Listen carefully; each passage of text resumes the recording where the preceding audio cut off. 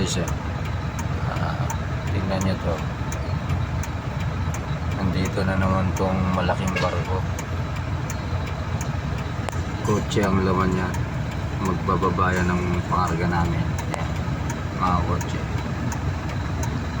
ganyan ang binababa niya yung barko na yun. Ang laki, libo na kotse na naman ang laman niya.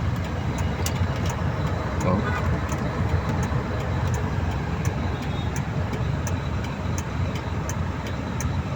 Grabe, laki. Marami na naman kaming footage.